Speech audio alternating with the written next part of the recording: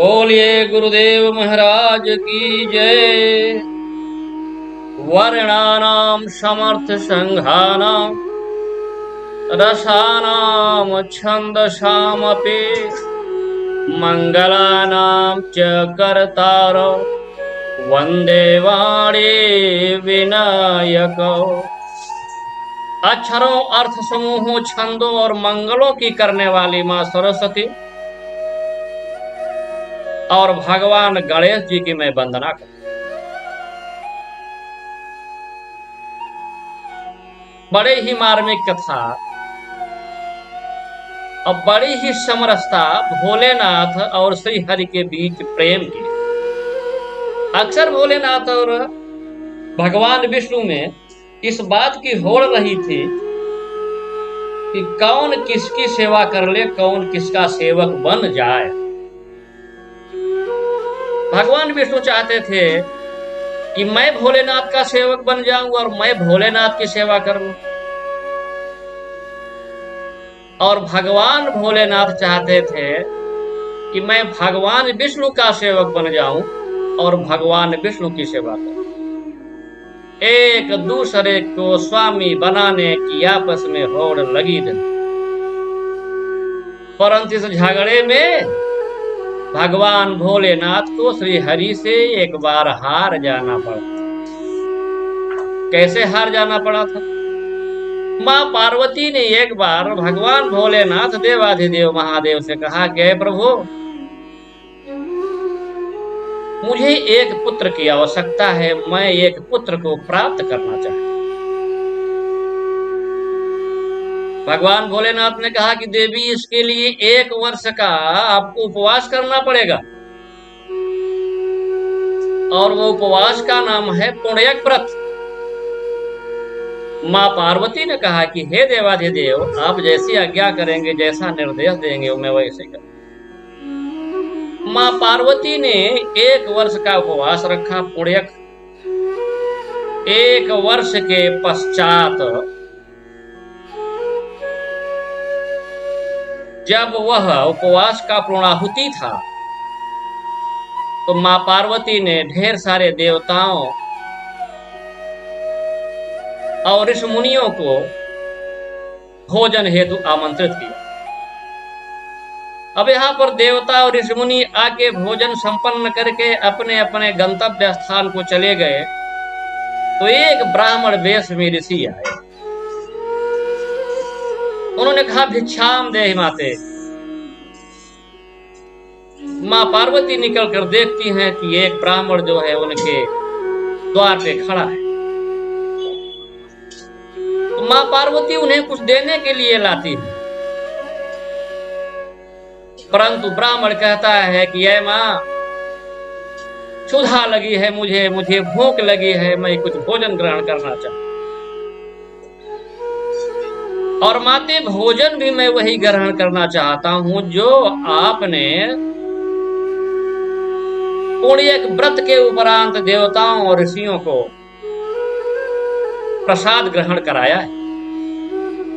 तो माते ने कहा कि ऐ ब्राह्मण देव, भोजन बनाने में तो समय लगेगा। ब्राह्मण देव ने कहा कि मैं इंतजार कर लूंगा, मैं रुक जाऊंगा, क्योंकि एक भूखा है आदमी क्यों नहीं इंतजार कर पाए, मैं रुक जाऊंगा। मां पार्वती जी अपने भोजन बनाने में लगी।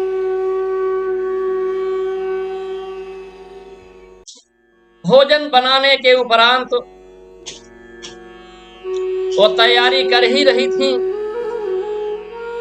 कि देवाधिदेव भोलेनाथ ने देखा कि वो ब्राह्मण जो है मेरे द्वार पर बैठा हुआ है। जब उन्होंने ध्यान लगाकर देखा कि ब्राह्मण देव की लीला, तो उन्हें पता चला कि वाह, मेरे श्री हरि वैकुंठ निवासी मेरे स्वामी मेरे द्वार पर ब्राह्मण के वेश में बैठे। भोलेनाथ उनकी भक्ति में, उनके प्रेम में मस्त हो गए और समाधिस्थ हो गए। अब इधर मां पार्वती भोजन तैयार करने के पश्चात, आसन लगाने के पश्चात ब्राह्मण के पास आई, जहां पर ब्राह्मण देव बैठे हुए थे। परंतु आश्चर्यचकित हैं क्योंकि वो ब्राह्मण वहां पर उपस्थित नहीं थे। अब दौड़ के गई भोलेनाथ के पास, भोलेनाथ से कहा, भोलेनाथ को देखा कि वे समाधिस्थ थे। भोलेनाथ को जगाया और कहा कि प्रभु यहाँ एक ब्राह्मण बैठे, उन्होंने भोजन की इच्छा जाहिर की थी, परंतु अब मैं भोजन जब तैयार कर ली हूं तो इसी बीच वे चले गए। तो भोलेनाथ ने कहा कि ऐसा है कि ब्राह्मण जो है वो कहीं भी हो सकते हैं, हो सकता है आपके घर में कहीं बैठे हो, आप जरा जो है अपने घर को टटोल के देख लीजिए, सारे कमरों को, आप अपने गंतव्य स्थान, आपका जो स्थान है उसमें पता कर लीजिए। अब माँ पार्वती अपने घर को ढूंढ लाई, वहां पर कोई नहीं मिला। माँ पार्वती ने कहा कि भोलेनाथ यहाँ कोई नहीं। भोलेनाथ ने कहा कि वो कमरा भी ढूंढ लीजिए जिस कमरे का दरवाजा बाहर से बंद है। माँ पार्वती ने कहा कि प्रभु जब कमरा का दरवाजा बाहर से बंद है तो उसके अंदर कौन कैसे जा सकता। भोलेनाथ ने कहा कि देवी आप ढूंढ लीजिए, देख लीजिए, कमरा खोल के अंदर देख लीजिए।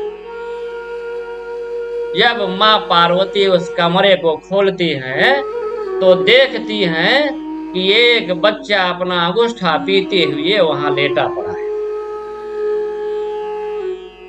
तब माँ पार्वती को आश्चर्य होता है, उस बच्चे को उठाकर भोलेनाथ के पास लाती हैं और कहती है कि भोलेनाथ ये तो अजब की महिमा। भोलेनाथ ने कहा कि आपने पुण्य व्रत रखा था, ये आपका प्रसाद होगा क्योंकि आप पुत्र चाहते थे। तो आप इन्हें पुत्र के रूप में पाल लीजिए। अब माँ पार्वती जो है उस बच्चे को पुण्य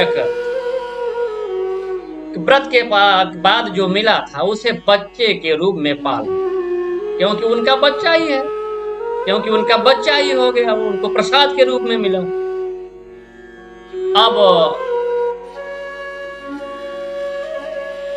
सारे देवताओं को पता चला कि भोलेनाथ माँ पार्वती को एक बच्चा है।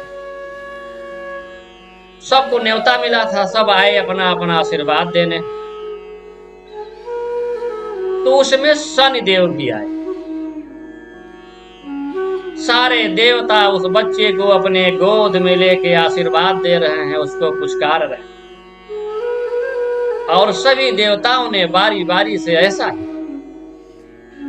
परंतु शनिदेव उस बच्चे की तरफ देखा भी नहीं। माँ पार्वती ने कहा कि शनिदेव आप मेरे बच्चे की तरफ देख नहीं रहे हैं, क्या आप अपना आशीर्वाद नहीं देंगे। शनिदेव ने कहा कि जय माते, मैं आशीर्वाद देने के लायक नहीं हूं क्योंकि मुझे श्राप मिला। माता ने कहा कि आप चिंता मत करिए, आप मेरे बच्चे की तरफ देखिए,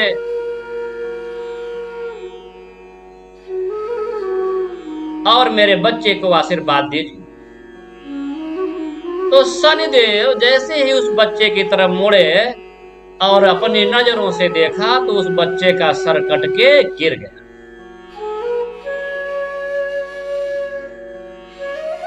अब मां पार्वती रोने लगी, क्योंकि जब एक पुत्र जो है वो खत्म हो जाए, उसका गर्दन कट जाए तो कौन माता नहीं रोए।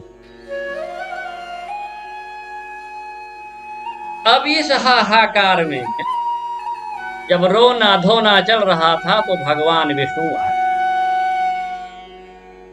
और उन्होंने कहा कि बच्चे का गर्दन कट गया है वो ठीक है, परंतु ऐ भोलेनाथ, अगर किसी हाथी का गर्दन मिल जाए और वो भी हाथी लेटा हुआ हो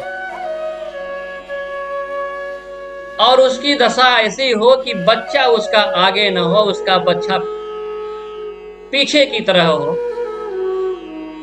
और वो हाथी दूसरी तरफ गर्दन करके लेटी हो, तो ऐसे हाथी का गर्दन काट लाइए और इसी बच्चे में उस गर्दन को जोड़ दिए। अब संयोग देखिए, कि कोई भी हाथी हो अथवा कोई भी जानवर हो या कोई भी जीव हो, वो कभी पीठ करके अपने बच्चे की तरफ नहीं दे, क्योंकि बच्चे को अपने सामने रखता है, उसका आश्रय बन के तत्क्षण खड़ा रहता है, हर पल खड़ा रहता है। परंतु जब देवाधिदेव गए तो ऐरावत हाथी अपने बच्चे की तरफ पीठ करके लेटा हुआ था और भोलेनाथ ने उसी का गला काट कर ले आए।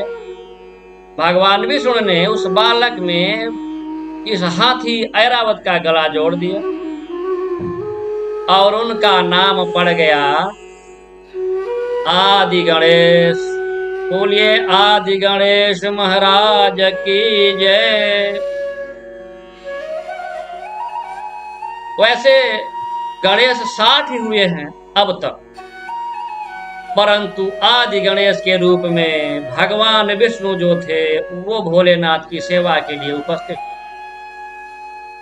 तो यहाँ भी भगवान विष्णु जो है गणेश के रूप में भोलेनाथ की सेवा के लिए पुत्र रूप में पैदा हुए और इस लड़ाई में भोलेनाथ से श्रीहरि जीत गए, उनकी सेवा में पहले समर्पित हो। तो प्रभु की माया परंपार है। अब यहाँ जो है वो कन्या अपने हाथ में जयमाल लिए हुए वो स्वयंवर में राजाओं के प्रति जाती है, राजाओं के पास जाती है और आगे बढ़ जाती है। परंतु जय देश बैठे नारद फूले, सो दिस ही न बिलो की भूले। परंतु नारद जिस दिशा में बैठे हैं, जिस जगह बैठे हैं, उस कन्या ने भूल कर भी नारद की तरफ नहीं देखा। आखिर में नारद की तरफ देखेगा भी कैसे? नारद की तरफ देखेगी भी कैसे? क्या निपकन्या को किसी बंदर के साथ विवाह करना है? परंतु जब नारद की तरफ नहीं देखती है तो नारद ऐसे व्याकुल होते हैं जैसे अत्यंत पीड़ा से कोई रोगी व्याकुल हो। तो पोने पोने मोने उकसही अकुलाही, देखी दशा घर गन मुस्काही। देवर से नारद उस कन्या की तरफ बार बार देखते हैं और सोचते हैं कि ये मेरी तरफ नहीं आ रही है, आखिर मेरे तरफ से उस तरफ क्यों बढ़ गई है। उनकी व्याकुलता को देखकर रुद्रगण जो है हंसते हैं और कहते हैं